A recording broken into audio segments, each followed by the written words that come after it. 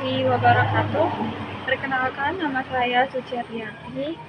Saya ingin mempresentasikan tugas sejarah saya, yaitu makalah.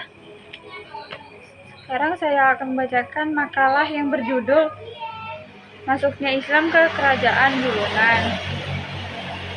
Pertama-tama, saya ucapkan puji syukur atas kehadiran Allah SWT yang telah memberikan rahmat dan hidayatnya kepada kami, sehingga tugas ini dapat saya selesaikan. Tak lupa selawat serta salam kami aturkan kepada junjungan Nabi besar Muhammad SAW.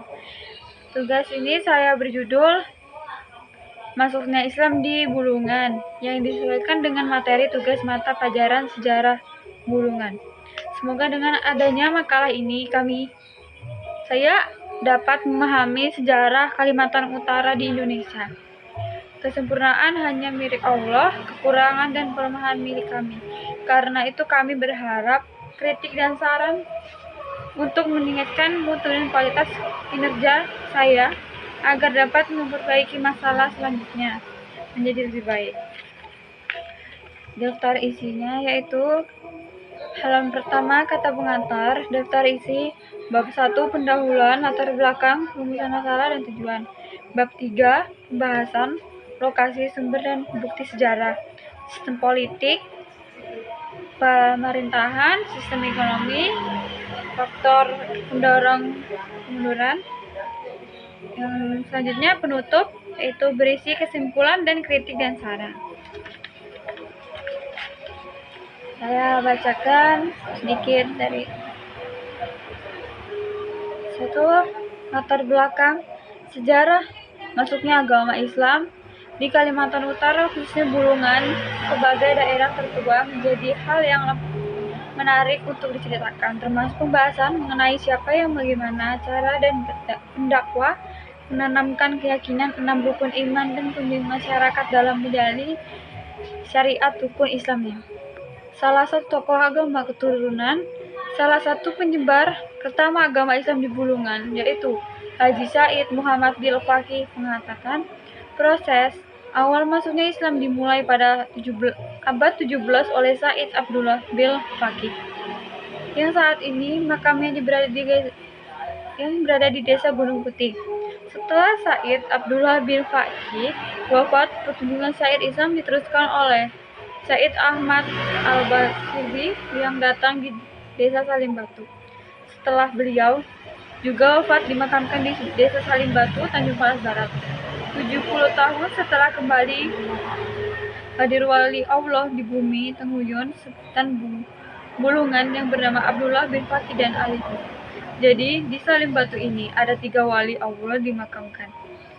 Saya ini keturunan akhir dari Abdullah, kata Said Muhammad usai menghadiri sembilan kebudayaan dan keagamaan di lingkungan Kanfil. Terkait dengan peran ulama dalam penyebar Islam di Kesultanan Bulungan, Said Muhammad mengatakan sudah berlangsung saat Said Abdurrahman bin Faqih masuk ke abad ke-17.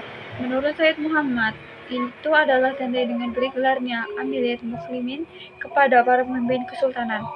Jadi kerajaan Bulungan ini pada abad ke-17 sudah memeluk agama Islam. Lama-kelamaan terus berkembang sampai akhir menjadi sekarang yang kita semua ujarnya. Adapun versi berbeda tentang penyebaran Islam disampaikan Ketua Lembaga Adat Bulungan, Datuk Buyung Perkasa. Dirinya menjelaskan Islam masuk sejak mana Kesultanan Brunei Darussalam yang bernama Datuk Mancang menginjakkan kakinya di Bulungan pada tahun 1555. Rumusan masalah.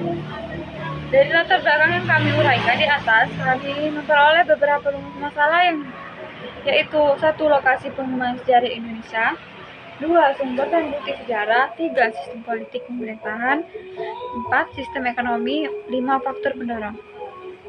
Tujuan setiap sesuatu pasti bertujuan.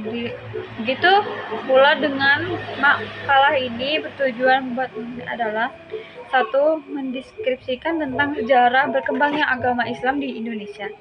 2. Mengetahui perkembangan sejarah Indonesia, mendeskripsikan apa saja perkembangan yang dicapai oleh sejarah Putri Lamraisuri.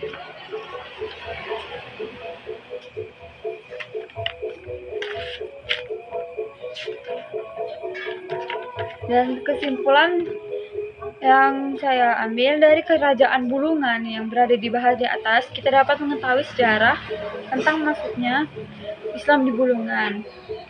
Kritik dan saran laporan ini masih jauh dari kata sempurna. Oleh sebab itu, penulis mohon maaf atas segala kekurangan yang saya dapatkan di laporan ini. Penulis juga memetik saran dari para pembaca agar dalam pembuatan laporan selanjutnya lebih baik lagi. Demikian laporan ini, semoga bermanfaat. Saya akhiri presentasi saya. Wassalamualaikum warahmatullahi wabarakatuh. Selamat